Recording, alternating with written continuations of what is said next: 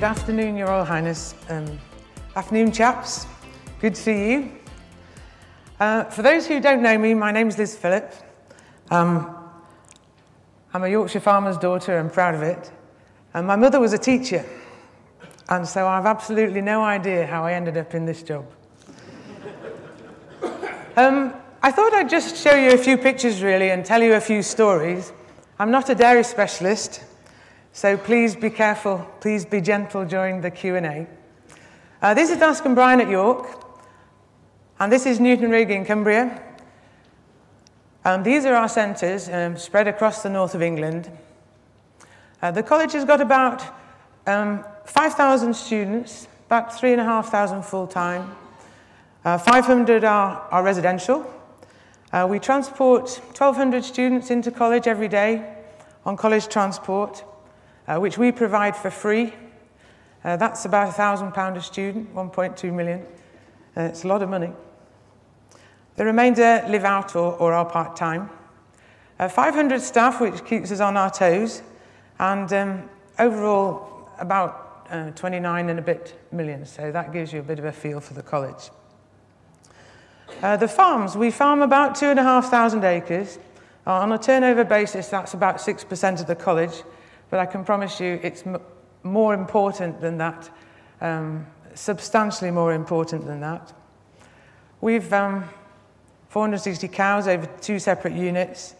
With some suckler cows, which is nice. We've just gone to some extensive lings, which I think will be really interesting to watch. We've about 1,100 ewes, and the farm extends from 1,800 feet down to about 30 feet to sea level. We have got some really quite nice alluvial grade 2 land on the Vale of York, goes right the way up to Blanket Bog, so the whole of the spectrum. And we do a bit of arable as well. So our curriculum, agriculture is our most important area. This is York. It is our taproot. That's what we were put there for. We've got a robot at York. It's a demonstration robot. So we milk both through a conventional parlour and we put 60 cows through a robot. I thought I'd introduce you to a couple of our students. This is Tom. His dad's a big potato farmer in Lancashire. It's always nice to get a Lancastrian student, particularly one as good as him. About 65% of our students, our agricultural students, are farmers' sons and daughters. About 35% of them are new to the industry. So this is Alice. She's a Newton Rigg student. She produced that bull. That's high quality. Gamekeeping is another important subject we have. This is Shap. It's our grouse moor. There aren't many principals in England that can say that. 5,500. They said, would you like a grouse moor? I thought, blimey, that'd be interesting. Horticulture, the other subjects that we run, forestry and arboriculture, equine, animal management, and veterinary nursing. So those are our main subject areas. And then our cross-cutting themes are water, a very important subject at the moment, soils, energy, animal science, plant science, and the dreaded English and maths. So you've now got an understanding about the college. The majority of students live in residentially, the agricultural students live in, and the social experience is quite important as well. There they are. This is where the students really do meet. You know, they make their best friends at college often. This is when we teach them to be responsible, reliable adults before they graduate and join the industry. So now you've got a bit of an idea about the college. So I'm really going to talk about Newton Rigg. Newton Rigg was formed in 1896, and it was formed as a dairy school. It was well respected. I did research in 1962, the Newton Rigg cubicle, as some of you might remember. things started to go wrong in 1997 when the college lost its independence and it decided to become part of the University of Central Lancashire. In 2001, things got even worse, and the college lost its dairy herd. And critically, the university chose not to restock. In 2007, it became part of the University of Cumbria, and things just didn't get better. It had a grade 4 Ofsted, which is, in our world, a real sin. And then in 2010, the university hit a financial crisis, and Newton Rigg was reported to be losing 5 million. So it's had a tough time. It was threatened with closure, and that was quite genuine. They really did think that that was the end. So somebody decided to put it in the Guardian. Anybody want a college? You can have it so long as you can run it. Well, I thought, actually, a holiday college in Cumbria might just be really interesting.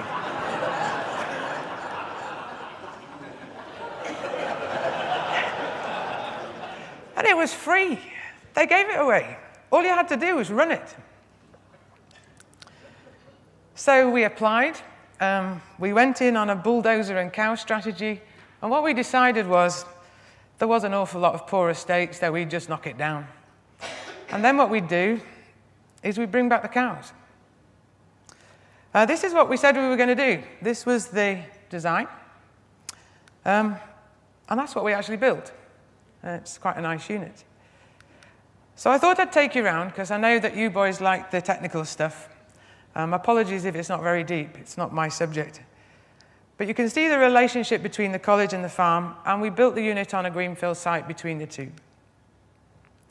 So to go around it in a bit more detail, this is where the parlour is. I can't read these slides, so I'm struggling. I hope you can. That's the cubicle house. Yeah, I know where it is at least. That's the calving pens. Yep, what's that one? Young stock, yeah, across there. Then heifers. We finish in a roundhouse, which was already there. Silage clamps. There's a meal house and a water house, which absolutely I couldn't believe.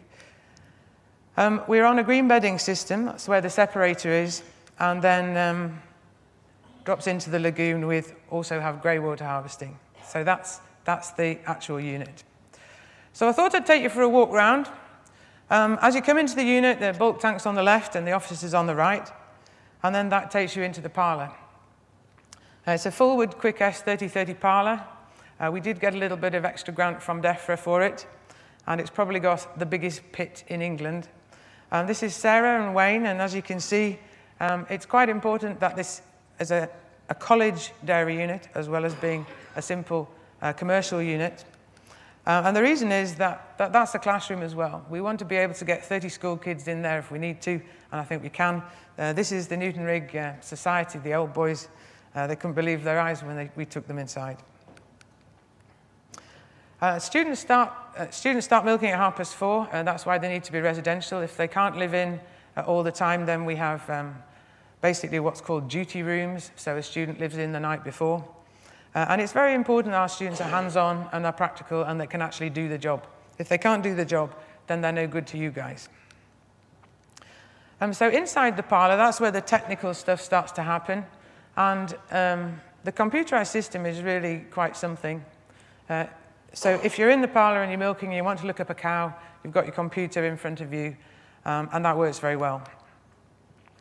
The plant room, there's so much stuff behind there, I just couldn't possibly, even if I did understand it, explain it to you. But if you want to come and have a look, it's really quite technical stuff. This is one of the bits I do understand. This is the cooling plate, and it takes warm milk from the cow. It cools it down to 7 degrees before it goes into the bulk tank. And then the energy from that is then recycled into the hand washing water that we have in the offices. And I think thinking like that is quite important. This is the bulk tank. The important thing about that from my perspective is it's behind a window. So students can see it, young people, visitors. When we get school kids in, they can really understand how much milk is produced. Thanks to the country landowners, we also have a disabled lift, which then takes us upstairs into the viewing gallery, and visitors can therefore walk around in their shoes. From the viewing gallery, this is what you can see. So on the right-hand side are the carving pens, raced down the middle, handling pens on the left-hand side. And the handling pens are quite important for us because that's where students do a lot of their work. On technical basis, from the functioning of the actual unit itself, cows go down the race, they're all on transponders. You can see this is where it picks up the signal, and cows are milked, cows are weighed twice a day as they go through, and the computer will then tell us basically any cow that's outside the tolerance levels that we have set for those animals. So this is now the cubicle house. Obviously, fairly straightforward skylight across the top so that it encourages cows to eat in the daylight. A bit darker over the beds so that they can have a nice sleep. The one thing you might not recognize is it's probably the widest feed passage in England, and that's designed so that students don't drive into the feed barriers. Which, of course, they never do.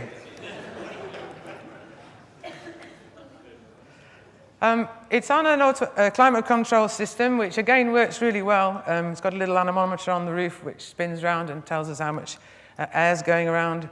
And the shed itself is a really nice, light, airy shed. We've got one still pocket in there, but otherwise the ventilation is really good, and we thought that that was quite important. We've gone for a high welfare, high cow comfort system. And I think that was something that we really, when we talked about all the different possibilities, that was the thing that really came through. You know, we wanted to turn this into a 4-star hotel, so these cows felt so comfortable that they gave as much milk as possible. Before I go on to talk any more through, I just want to talk to you a little bit about the cows. We bought 35 heifers for a start. And the reason for that was we got so much grass, and we got all these empty buildings. We then bought the talent herd. We didn't buy the best cows, we couldn't afford them, so we left the top 10. We didn't buy the worst cows because we didn't want them, so we bought the middle. And then we topped them up with the Warnell View cows. And at the moment, they're doing 9,970 litres on a 305-day average, with a cell count of 130. So these are the features, the gizmos that we put in. Important that we put the brushes in, important that we put the tipping troughs in. We got rubber absolutely everywhere, and that was one thing that really came across to me when we went to have a look at other people's farms, how well the cows moved when they were on rubber. We've got a small loafing yard, which, because the cows stay in all the time otherwise. We did put solar on the roof. As you can see, it's often sunny in Cumbria. Actually, it does work, and it is worth doing. The other thing was we do collect we harvest the grey water, and then we use that back for washing. It's the most simple thing. It's just a pipe in and a pipe out. But I would definitely recommend that. I think that's a really good idea. When we started to put the water in, I just couldn't believe what the boys were building. This is basically this is how we run the water. And that's just to get the different types of water through to the different cows in the different areas. It is a terribly complex system, but it does work. On the slurry system, we have a recycled manure solids, green bedding system. So the slurry comes at a 90-degree angle to the feed passage, where it's agitated, and it goes through a separator. This is the separator. It's just basically a great big screw, and it squeezes the cow dung down to 37% dry matter. You can see that there's a very technical piece of machine engineering stuck on the end, which is a bucket designed to put as maximum pressure on it as possible. It is really important that you get this stuff dry. When it's dried, what happens then is it simply drops down into a pile, and that's a pile sufficient for 200 cubicles for 2 days. This is not Lake Windermere, and this is our slurry tank, our slurry lagoon, and that's where the rest of it goes into, basically. And And this is it. This is this stuff. It's called green bedding. And actually, when you look at it, your eye is deceived. It doesn't smell at all. And you don't realize, excuse me, you don't realize it's cow muck. You just don't. It doesn't look like it. That's what it looks like. Whoops, thank you. We might have to go back to the next one, just keep it there for a minute. It doesn't smell in the shed at all. And really, the cows do like it. So I think there's a lot of discussion around this, I know, at the moment. Just back one then, please. Thank you. So it costs us about $36,000 to put this in. We reckon it saves about £100 a cow. I know you dairy boys are going to be looking at this thinking, actually, that's my yacht in the Caribbean. To me, that's 1.5 teachers, and that's quite a lot.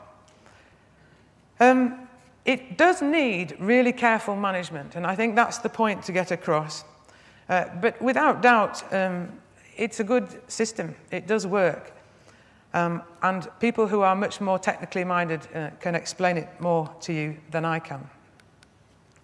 What I can do is I can tell you how it worked and how it went. And when we moved the cows in and went onto it, it seemed all right. And what we wanted to do was build up some nice, deep, comfortable beds.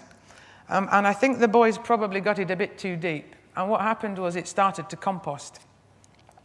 I can remember going down there one day and thinking, crikey, this is hot.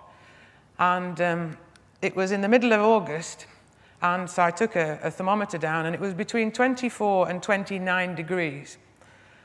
And on the way back, I put it up to 28, which was the maximum it would go on my car, and I couldn't stand it. It was just too hot. So this stuff will compost if you're not careful. I rang up the horticulturalists and said, what do we do with this then? And they said, just aerate it. And so that's what we did. Don't dig it out again and put fresh in, because it'll simply repeat. You have to handle it very carefully. Just a thin layer at a time so it's fluffy on top. We got control of it. We did have some other problems, by the way. I mean, this is a new system, so the parlour we weren't quite sure if we got the parlour right. We've got them both right now. And we are now on top of it. As I say, cell count's down to 130. That's quite consistent, and we don't have a problem. Cows love to lie on it. When it was really warm at 28, it just wouldn't go. They wouldn't lie down on it at all. It was like in the middle of August, getting in bed with an electric blanket on. So the college is now hosting a research project. It's going to have a look at the risks and benefits of this system. These are the guys who we're working with, and I think that that's a really good and important project. What it's going to do is it's going to look at the 4 different types. It's going to actually divide the shed into 4. Sand, sawdust, mattresses, and green bedding. And we'll see, really, what happens. I think it's quite an important question for the industry, because we don't know whether DEFRA is going to ban it or not. If they do, my personal view is I think that would be a shame. But I'm not knowledgeable enough about the health sides to really judge that, and I think that that's why this research is so important. So it's not just about cows. It's also about people. And Wes Johnson and Jonathan Fisher have done a fantastic job to make this happen. The unit was opened in March by Lord Currie. It was then followed by a blessing of the cows by the bishop. There'd been so much bad luck at Newton Rigg, I thought maybe if we had God on our side, that might be a good thing.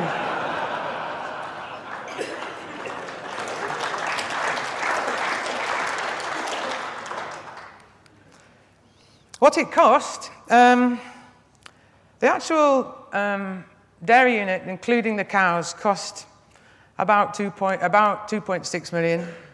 The college itself cost about 2.8. So spending £5.5 million was really quite a lot. Where did we get the money from? Well, we sold 2 Yorkshire sites, small little outreach centres, which went for development. We did get £1.2 million worth of grant. We just took some money out of the piggy bank, and we were very grateful for the donations that we received. And of course, we were very, very grateful to Lloyds Bank, who provided the rest. You're welcome to come and visit anytime. Just give us a ring, and if you want to come and have a look round, please do. We hope to be able to have a conference in May. And you're also, apologies for the unashamed advert, you're also welcome to come and learn. Tuition is free to 16 to 18s. We will come and pick you up as well.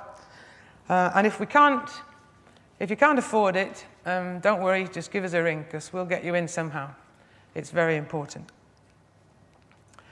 So why did we do it? I think it's a really simple question. A really simple question, actually. This is the future of the industry. It's a very important industry. And not to do it would have been wrong. That's why we did it. Thank you very much.